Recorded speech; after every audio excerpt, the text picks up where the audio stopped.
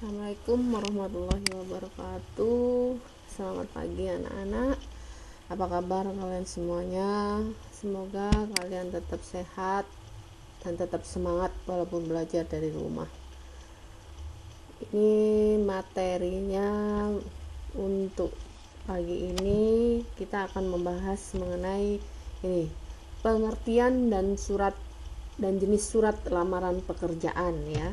Nah, di sini dalam surat lamaran pekerjaan ya, selain pengertian dan jenisnya, itu ada isi dan sistematika, kemudian ada kesimpulan sistematika dan unsur isi surat. Kemudian yang terakhir adalah penyusunan surat lamaran pekerjaan. Tentunya kalian sudah tahu yang namanya surat lamaran pekerjaan itu seperti apa. Nanti kalau kalian sudah lulus pasti akan membuat yang namanya surat lamaran pekerjaan. Nah, apa sih surat lamaran pekerjaan? Nah, surat lamaran pekerjaan ya merupakan jenis surat pribadi resmi permohonan pekerjaan baik kepada kantor atau perusahaan atau instansi tertentu. Di sini itu yang disebut dengan surat lamaran pekerjaan.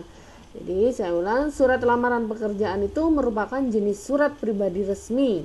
Jadi sifatnya resmi, di mana isinya mengenai permohonan pekerjaan kepada kantor atau perusahaan atau instansi tertentu. Itu yang namanya surat lamaran pekerjaan.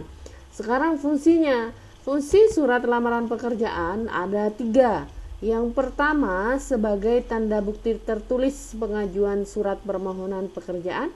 Yang kedua sebagai media atau alat komunikasi. Sudah pasti yang namanya surat, semua surat itu merupakan alat komunikasi bentuk tertulis itu ya. Nah, yang ketiga adalah sebagai bahan pertimbangan penerimaan pekerjaan. Ini fungsi daripada surat lamaran pekerjaan ya. Nah, sekarang kalau berdasarkan jenisnya ya, sekarang jenis daripada surat lamaran pekerjaan ada 2. Berdasarkan jenis pembuatannya ada 2 macam. Yang pertama surat lamaran pekerjaan yang digabungkan dengan riwayat hidup atau kurikulum vitae. Yang kedua surat lamaran pekerjaan yang dipisahkan dengan riwayat hidup atau kurikulum vitae. Ini kalau berdasarkan sumber informasi lowongan pekerjaan, maka surat lamaran itu ada 4. Yang pertama surat lamaran pekerjaan berdasarkan iklan media cetak. Yang kedua surat lamaran pekerjaan berdasarkan informasi dari media audio atau radio. Yang ketiga surat lamaran pekerjaan berdasarkan informasi dari orang lain. Yang keempat surat lamaran pekerjaan berdasarkan inisiatif sendiri. Jadi ada 2 ya, ada 2 jenis berdasarkan pengelompokannya. Yang pertama berdasarkan jenis pembuatannya, yang kedua berdasarkan informasi lowongan pekerjaan atau sumber informasinya. Ini jenis daripada surat lamaran pekerjaan. Nah, tergantung dari kalian nanti. Kalau kalian ingin membuat suatu surat lamaran, maka surat lamaran itu dilihat dari siapa. Kalau berdasarkan iklan media, nanti itu berdasarkan dari sumbernya ya, dilihat dari sumbernya di situ. Nah, jenisnya nanti bisa menggunakan kurikulum vitae ataupun tidak, bisa dipisah atau bisa disambung dengan kurikulum vitae. Gitu ya. Kemudian di sini isi dan sistematika surat lamaran pekerjaan. Nah, isi surat lamaran pekerjaan yaitu berupa informasi yang tertulis dalam surat lamaran pekerjaan. Sudah pasti berisi informasi di mana isinya mengenai permohonan seorang pelamar pekerjaan agar diterima bekerja di tempat yang dilamar. Itu isinya ya. Di mana isinya itu berisi permohonan ya, permohonan seorang pelamar pekerjaan supaya diterima di tempat bekerja yang dilamar itu.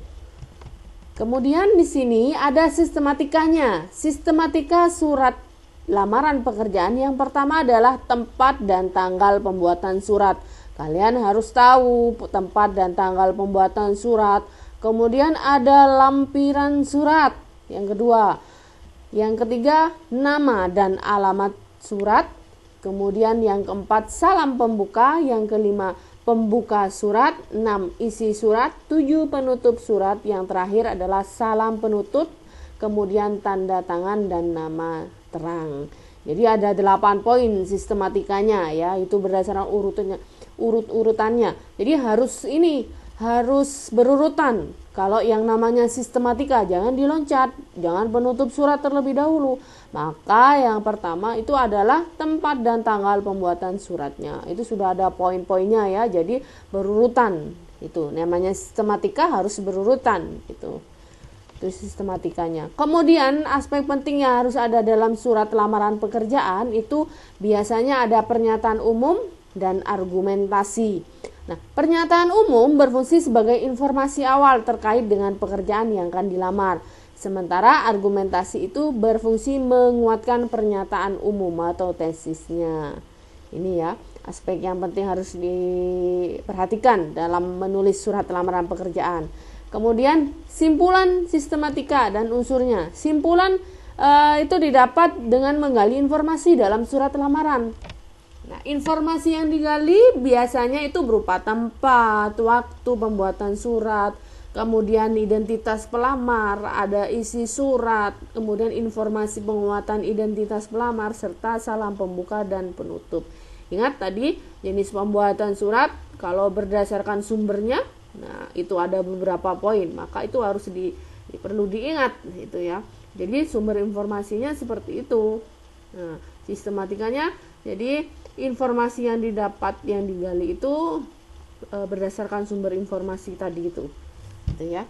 Kemudian di sini unsur kebahasaan dalam surat lamaran pekerjaan. Yang pertama adalah ketepatan pilihan kata, diksi di sini. Diksinya harus jelas, tidak bertele-tele ya. Jadi kalau menulis surat tidak bertele-tele kalau menulis surat lamaran pekerjaan. Beda dengan surat kepada teman atau surat pribadi ya, surat pribadi yang sifatnya bukan resmi. Kalau surat lamaran pekerjaan ini kan sifatnya resmi, surat pribadi tapi sifatnya resmi. Tapi kalau surat pribadi yang sifatnya tidak resmi, contohnya kalian menulis surat cinta misalnya seperti itu bertele-tele kan, diksinya juga harus banyak di situ. Tapi kalau surat lamaran pekerjaan diksinya harus tepat itu ya, yang pertama. Yang kedua adalah kebenaran dan keefektifan struktur kalimat ya. Struktur kalimat itu tidak bertele-tele tadi, harus efektif ya, harus efektif, tepat dan sesuai sasaran di sini. Kemudian yang ketiga, ketepatan penggunaan ejaan dan tanda baca ya. Jadi penggunaan ejaan dan tanda baca di sini harus diperhatikan, titik komanya, titik 2 itu ya. Ejaan juga harus diperhatikan. Yang terakhir adalah kepaduan paragraf.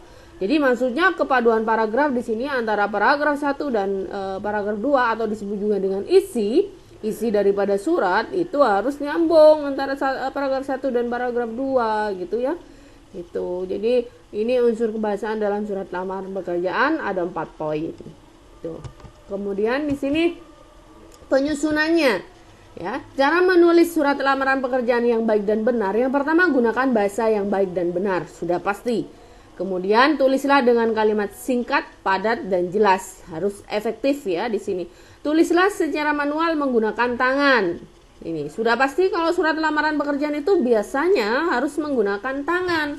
Tulisannya harus menggunakan tangan, tulisan manual, bukan diketik. Itu kalau surat lamaran pekerjaan. Dalam suatu instansi biasanya selalu meminta tulisan secara manual, bukan diketik. Nah, itu kalau surat lamaran pekerjaan. Yang keempat, perhatikan kebersihan surat lamaran pekerjaan. Ingat, kalau menulis surat lamaran pekerjaan tidak boleh ada tip X atau coret-coret. Jangan sampai kotor kertasnya, jadi harus bersih. Kemudian yang kelima, isi secara jelas data diri dan informasi tentang diri Anda dan lampirkan dokumen-dokumen pendukung.